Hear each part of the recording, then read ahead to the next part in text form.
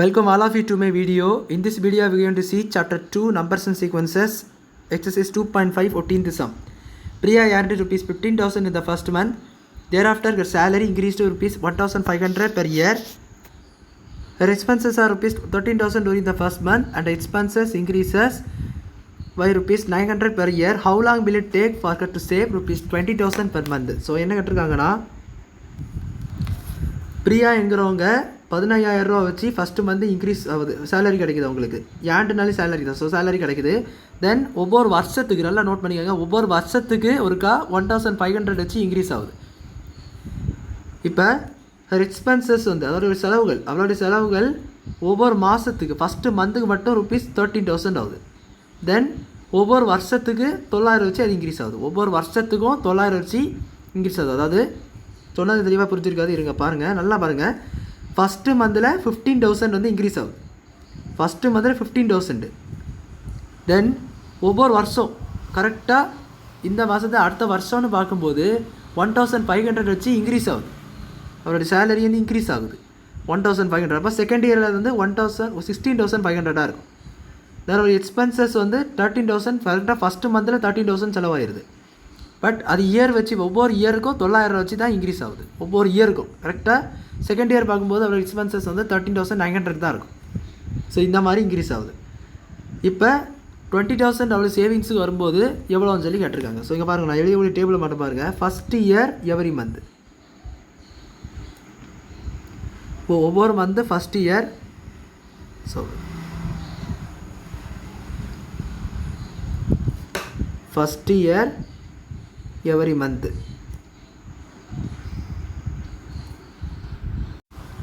Then second year every month. So இது போயிட்டே இருக்கும்.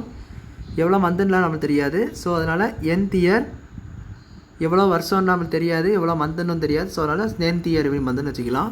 ஸோ இது வந்து அவருடைய சேலரி, அவருடைய எக்ஸ்பென்சஸ், அவருடைய சேவிங்ஸ். ஸோ சேலரி வந்து ஃபஸ்ட்டு மந்த்து கரெக்டாக ஃபஸ்ட்டு மந்த்து ஃபுல்லாகவே எக்ஸாக்டாக 15,000 தான் கிடைக்கும். அதாவது ஃபஸ்ட்டு இயரில் மொத்தம் 12 மந்த்ஸ் உண்டு. அந்த 12 மந்த்ஸுமே அவளுக்கு 15,000 தான் கிடச்சிக்கிட்டே இருக்குமே ஒழிய இது எக்ஸ்ட்ராவாகுது. இதே கரெக்டாக வேலைக்கு ஆரம்பிச்சு ஒரு வருஷம் கழிஞ்சு பார்த்தீங்கன்னா கரெக்டாக அவருக்கு 1,500 இன்க்ரீஸ் ஆகிருக்கும். அப்போது வரும்போது 16,500 ஆயிரும். அதேபோல் nth இயர் இன்க்ரீஸ் ஆகிட்டே போகுது. ஸோ அது நம்மளுக்கு எவ்வளோன்னு தெரியாது. அதே போல் எக்ஸ்பென்சஸ் வந்து 13,000 கரெக்டாக ஃபஸ்ட்டு மந்த்து, அதாவது ஃபஸ்ட்டு இயர் ஃபுல்லாக ஒவ்வொரு மந்த்து 13,000 இந்த மாதிரி கொடுத்துருக்காங்க. ரெண்டுத்துலேயுமே ஃபஸ்ட்டு மந்தில் 15,000 சேலரி கொடுத்தது போல் ஃபஸ்ட்டு மந்தோடைய செலவு மட்டும் 13,000 ரூபா ஃபஸ்ட்டு மந்த்து. அப்படியே தான் ஒரு வருஷமும் ஃபுல்லாக அதே செலவு தான் இருக்குது. ஒரு வருஷம் 12 மந்த்ஸில் உள்ள அவ்வளோ செலவுமே 13,000. அதாவது எக்ஸாம்பிளுக்கு இப்போ ஜனவரி, பிப்ரவரி, மார்ச்னு போகிறதுல எல்லாத்துக்குமே ஒவ்வொரு மந்த்தும் ஜனவரிக்கும் 13,000 தான், பிப்ரவரிக்கும் 13,000 தான், மார்ச்சுக்கும் 13,000, அப்படி டிசம்பர் வரைக்கும் 13,000 வரும். இதே நிலமை தான் சேலரிக்கும். சேலரி வந்து ஜனவரி 15,000, பிப்ரவரி 15,000 அப்படின்னு சொல்லிட்டு டிசம்பர் வரைக்கும் 15,000. பட் அடுத்த ஜனவரி வந்தோடனே அது வந்து இன்க்ரீஸ் ஆகிடும். எவ்வளோ? 13,900. இதே போல் போயிட்டே இருக்கும். ஸோ சேவிங்ஸ் வந்து ரெண்டுத்தையும் செப்ரேட் பண்ணிங்கன்னா 2,600 அப்படின்னு சொல்லிட்டு போயிட்டே இருக்கும். ஸோ இது நம்மளுக்கு கொடுத்துட்டாங்க 20,000. அதை தான் நான் கொடுத்துருக்காங்க. 20,000 இருக்கும் சேவிங்ஸ் இருக்கும்போது அவள் அது எத்தனை வருஷம் அவள் வந்து வேலைக்கு போயிருப்பாள், அதாவது அந்த வேலைக்கு வந்து இருக்கணும், சேவிங்ஸ் பண்ணதுக்கு எவ்வளோ நாள் ஆகும், எவ்வளோ வருஷம் ஆகும்ன்றதை கேட்டிருக்காங்க. ஸோ நம்மளுக்கு ஃபஸ்ட் ரெண்டு வந்து இன்ஃபர்மேஷன் கண்டுபிடிச்சி நம்ம சேவிங்ஸை கண்டுபிடிச்சிட்டோம். இதை நம்ம இப்போ அரித்மெட்டிக் சீரீஸாக பார்க்கும்போது ஏ வந்து 2,000, டி வந்து ரெண்டுத்தையும் செப்பரேட் பண்ணி பாருங்கள். செப்பரேட் பண்ணி பார்த்தா 600. ஏன்னா இது ஏபி தான். இதுக்கு அடுத்தது ஆட் பண்ணி பார்த்தீங்கன்னா தேர்ட் இயருக்கு பார்க்கும்போது 3,200 வந்து சேவிங்ஸ் வரும். ஏன்னா இதில் வந்து 18,000 சம்திங் வரும், 18,000 வரும். இதில் வந்து 14,600 வரும். அப்படி பார்க்கும்போது ரெண்டையும் செப்பரேட் பண்ணி பார்த்தீங்கன்னா 3,200 வரும். ஸோ கண்டிப்பாக 6,000 தான் 600 தான் டிஃப்ரென்ஸ் இருக்குது. ஸோ அதுதான் டி. இப்போ நம்மளுக்கு டி என்னன்னு தெரியும், 20,000. பட் என் என்பது கரெக்டாக தெரியவே தெரியாது. ஏன்னா எவ்வளோ இயர்ஸ்னு உள்ளது அவ்வளோ கொடுக்கல. பட் அந்த டோட்டல் டேர்ம், அதாவது அந்த டோட்டல் சேவிங்ஸ் எவ்வளோ உள்ளது கொடுத்துட்டாங்க.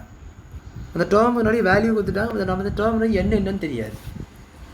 இப்போ நம்மளுக்கு தெரியும் TN formula TN is equal to a + n - 1 × t. So TN என்பது உங்களுக்கு 20,000 கொடுத்துட்டாங்க. ஏ வந்து 2,000 + n - 1 தெரியாது. டி வந்து 600. இந்த சைடு எடுத்து போயிருங்க. 20,000 - 2,000 வந்து 18,000 ஆயிரும். into 600. So 600 is கொண்டு வந்துட்டீங்கன்னா n minus 1 is equal to 18,000 by 600. So இது ரெண்டு கேன்சல், இது கேன்சல் பண்ணிங்கன்னா 30 இன்னும் சொல்லிட்டு வரும். So n minus 1 is equal to 30, n is equal to 31. So it took 31 years to save ₹20,000. அவ்வளோதான். ஸோ அப்போ 20,000 சேவ் பண்ணோன்னா மொத்தம் எவ்வளோ வருஷம் எடுத்துக்கிட்டோம்னா 31 இயர்ஸ் எடுத்துக்கிடும். ஸோ அவ்வளோதான் அந்த சம் புரிஞ்சிருக்குன்னு நினைக்கிறேன். வீடியோ பிடிச்சிருந்தா லைக் பண்ணுங்கள், ஷேர் பண்ணுங்கள், சப்ஸ்கிரைப் பண்ணுங்கள். டவுட்ஸ் இருந்தால் கமெண்ட்ஸ் சொல்லுங்கள். தேங்க்யூ.